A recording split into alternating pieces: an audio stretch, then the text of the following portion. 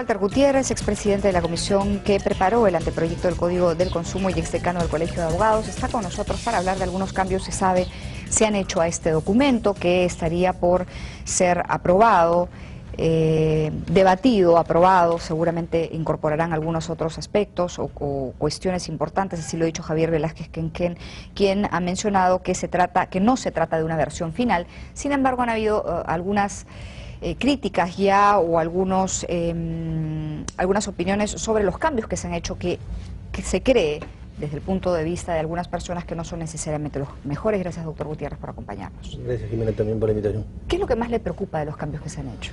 Pues la lógica y los principios que sirven de base para este nuevo proyecto. La lógica que utiliza esta nueva versión es que a partir de esta potencial norma, la información sería suficiente. El artículo referido al objetivo que persigue el código señala que lo que les preocupa a los autores es regular la simetría de la información, es decir, tratar que el consumidor tenga más información para que pueda elegir con libertad, para que pueda elegir informadamente. Eso está muy bien, pero no es suficiente. El código o esta versión gira básicamente alrededor de eso. El código de alguna manera parece que olvida que hay prácticas abusivas, que hay cláusulas abusivas, que la situación de desventaja del consumidor ha sido reconocida por la Constitución y materialmente. De hecho, existe una situación de vulnerabilidad de los consumidores. Y en esa línea es importante implementar figuras que protejan al consumidor. Que no existen hoy, no hay ninguna norma que proteja al consumidor. Sí, claro que sí, no, sería arbitrario, injusto de mi parte decir que en la actualidad no existen normas. Lo que sucede es que esta nueva versión desatiende un poco, o desatiende significativamente, mejor dicho, ese ámbito de protección al consumidor. A ver, pruebas al canto. Esta norma, de entrada, es inconstitucional, o este proyecto de norma es inconstitucional. ¿Y sabe por qué? Porque en el artículo 5 se dice que la protección al consumidor es subsidiaria. Lo que le está diciendo al consumidor es esto. Las relaciones de consumo o contrato de consumo son problemas entre particulares y yo, Estado, voy a participar subsidiariamente.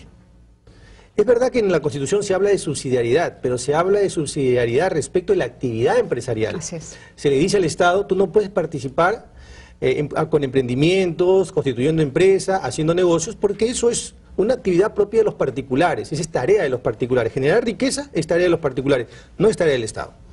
Pero la Constitución, en el artículo 65, establece expresamente un mandato. Le dice al Estado, tú protege al consumidor.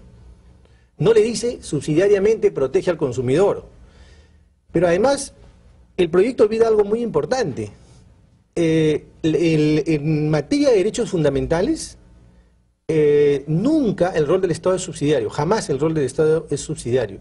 Y parece que el proyecto ha olvidado que la protección al consumidor es un derecho fundamental. ¿Por qué se han hecho esos cambios? ¿Cree usted? A ver, yo no dudo de la capacidad profesional de quienes han elaborado este trabajo, ni tampoco dudo de sus buenas intenciones.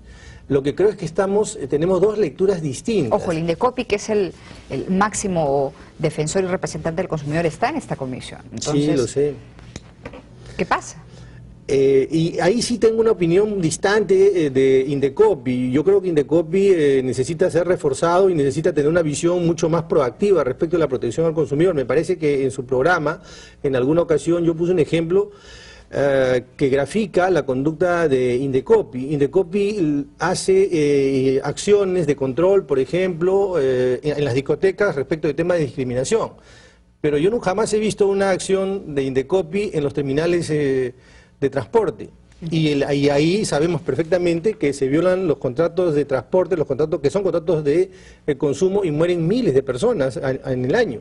Entonces, fíjese, esa lectura de Indecopi se ocupa y preocupa de algunas cosas, pero otras las deja totalmente desatendidas. Entonces, sí está Indecopi, pero creo que Indecopi tiene una visión distinta, distante, de la que teníamos quienes hicimos la primera versión.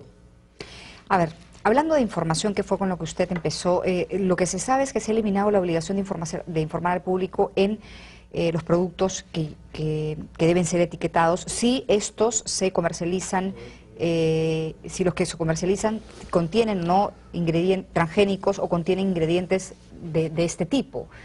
¿Eso es así? Sí. ya no es obligatorio eso, pero me parece haber leído que esto se daría un giro respecto a este tema y se incluiría ahora como una obligación. En algunos de los medios que hoy por la mañana he revisado, me parece que habría, como le digo, un cambio en ese sentido, pero se están olvidando de otra cosa importante. Nuestro proyecto también hablaba de la necesidad que se informe sobre los productos alergénicos. Gran parte de la población sufre diversas alergias. Claro. Y lo que tomamos, los alimentos que ingerimos, pueden tener elementos que generan alergias.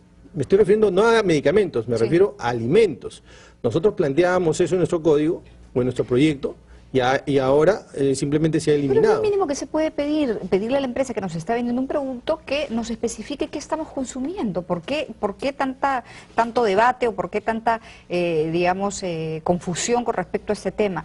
Lo que yo tengo entendido es que lo que han dicho es, bueno, que el informe de la Comisión Revisoria del Código ha indicado que corresponde al Ministerio de Salud reglamentar las normas necesarias para regular a los alimentos transgénicos, por ejemplo, en uno de los casos, ¿no? Pero bueno, en general es un derecho del consumidor, sea quien lo regule, quien lo ponga, tener los ingredientes si es un derecho, ¿no? Debería estar alojado, consignado en el código como nosotros lo hicimos. No hay que olvidar que del artículo 65 a las normas reglamentarias a las que están haciendo referencia, esas normas sectoriales de salud, de alimentación, hay una norma en el medio, que es el código.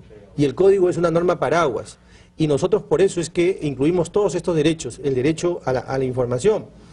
Pero el tema a mí me parece más grave todavía porque en materia de publicidad, por ejemplo, se ha sancionado patente de corso para lo que podríamos llamar la legalización de la publicidad engañosa. Porque ahora, con esta nueva versión, ya no es vinculante la publicidad que aparece en los medios.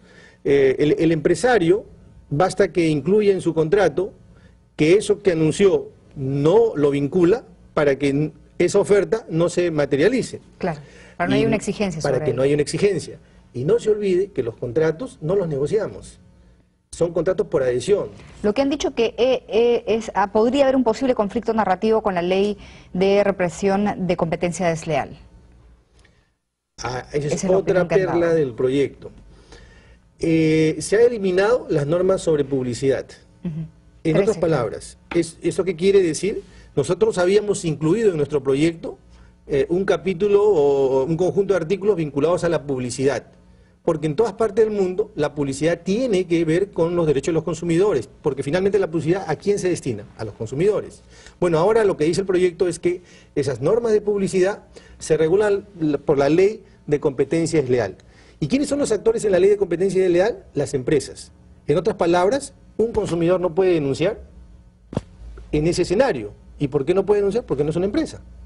Entonces, las empresas sí tienen derecho a discutir entre ellas cuando la publicidad es desleal, pero nosotros los consumidores no. Este es otro defecto. ¿Qué hacer, doctor Gutiérrez, para ir terminando y redondeando la idea? ¿Qué hacer frente a cambios que a usted le preocupan, que desde su punto de vista, que es quien conoce más el código, quien conoce más el anteproyecto, que es quien lo ha elaborado junto con otras personas, qué hacer frente a esto que ustedes conocen y creen que es necesario incorporar en la ley? A ver, yo quisiera decir sobre ese punto dos cosas.